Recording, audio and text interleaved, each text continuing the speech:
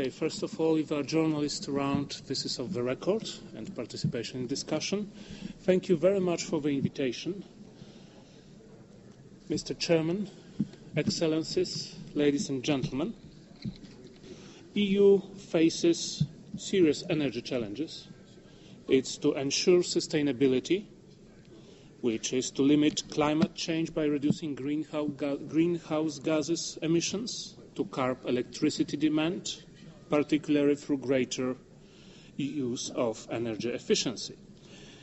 Also to ensure security of energy supply through diversifying EU's energy mix, diversifying energy sources and routes of supply.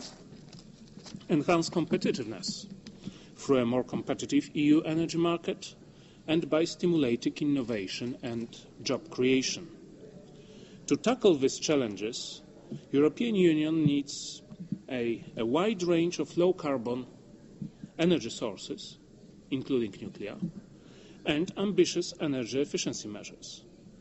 By the end of 2011, the European Commission intends to adopt the Energy Roadmap 2050, which will provide some insights into future energy trends and policy options. The roadmap will include long-term perspectives for the nuclear.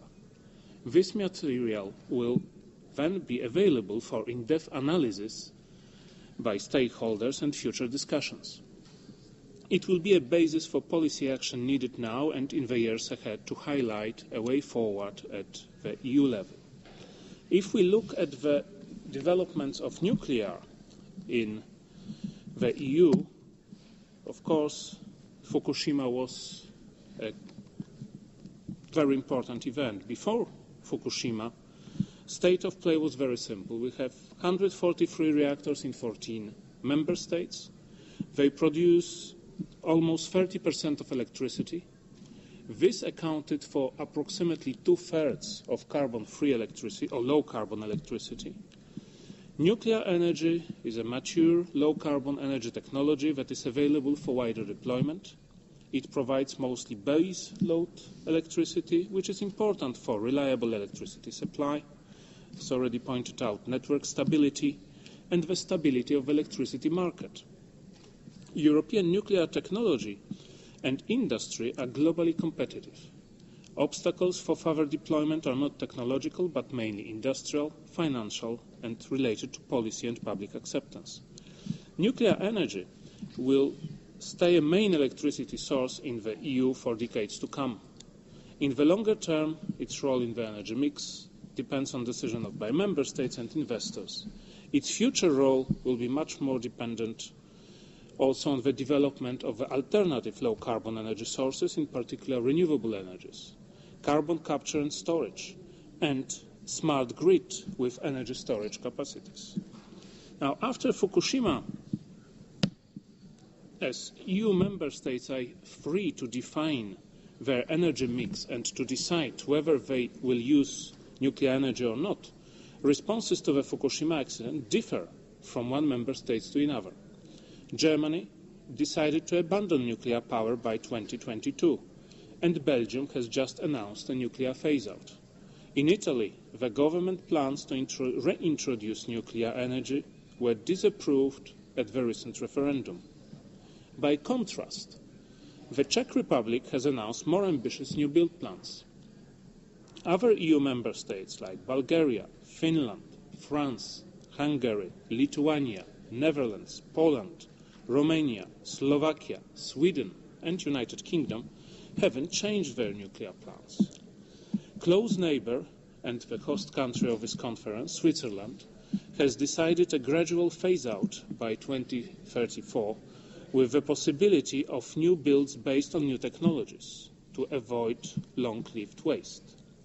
What is the role of the European Union in it? Nuclear safety is an absolute priority for the European Union. The European Commission and the EU member states work together to continually improve nuclear safety in Europe. The role of the European Commission is to develop and implement the most advanced legal framework meeting the highest standards of safety, security and non-proliferation, to support third countries to meet these standards through international cooperation, and in particular cooperation with the International Atomic Energy Agency in Vienna. Stimulate an open debate and close cooperation with all the stakeholders.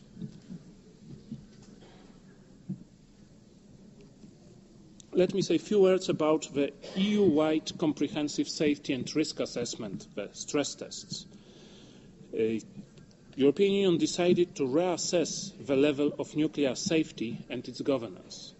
The EU-wide comprehensive safety and risk assessments of nuclear power plants started before 1st of June in all member states concerned. Nuclear installations are assessed at national level following a common methodology. All 14 member states operating nuclear power plants and Lithuania, where NPP are being decommissioned, provided progress reports to the European Commission by the 15th of September deadline. From neighbouring countries, Switzerland and Ukraine have sent such reports. Final national reports will be completed by end of 2011 and will be subject to peer reviews from January to April 2012. The consolidated European Commission report will be presented to the European Council in June 2012, which will mark the end of the stress test process.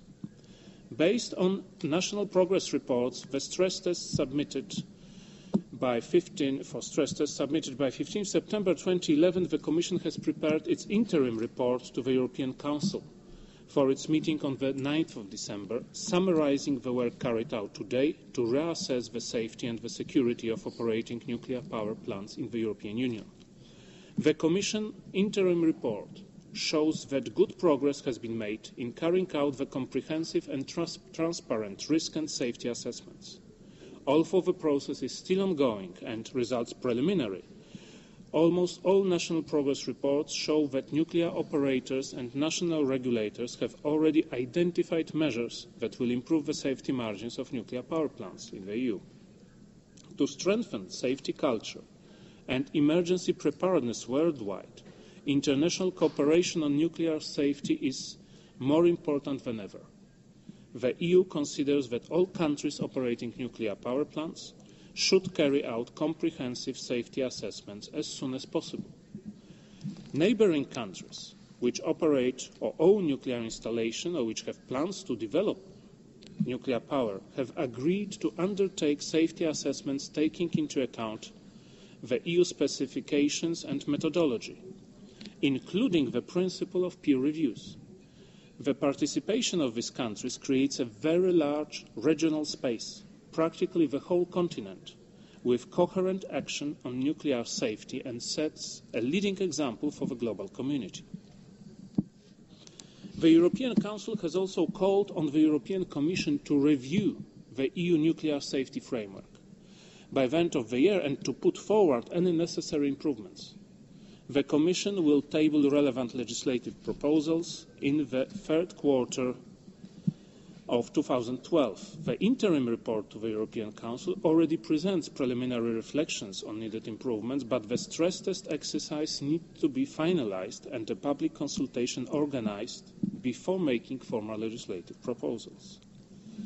Likewise, the International Nuclear Safety Framework, particularly the International Atomic Energy Agency Convention on Nuclear Safety, should be reviewed in order to increase its effectiveness, governance and enforceability. Just at the end, few words about safety and security. That no assessment of the safety of nuclear power plants can be complete if there is not a similar analysis carried out on security aspects. The European Council has set up an ad hoc group on nuclear security of Member States experts with the participation of the Commission to address this question. The progress report of the group will be attached to the communication from the Commission when transmitted to the EU Council. Member States' submissions demonstrate a high degree of commitment to nuclear security, the resolve to make full use of it, and to strengthen the relevant international regimes and the possibility for the EU-level cooperation to contribute to nuclear security, for example, through the dissemination of national good practices. The European Commission is ready to further deepen its international cooperation on nuclear safety, safeguards and non-proliferation aspects. On nuclear safeguards, the EU believes that comprehensive safeguards agreements, together with additional protocols, constitute the current International Atomic Energy Agency verification standard, and the EU would like to see these two instruments universally recognized as essential instruments of the IAEA safeguard system. In the EU, we have already accumulated 7 years' experience on the implementation of the additional protocol, and overall our experiences have been very positive. The Commission would be happy to share its experience with third countries which, like the EU's member states, are party to the regional safeguard system. Thank you very much.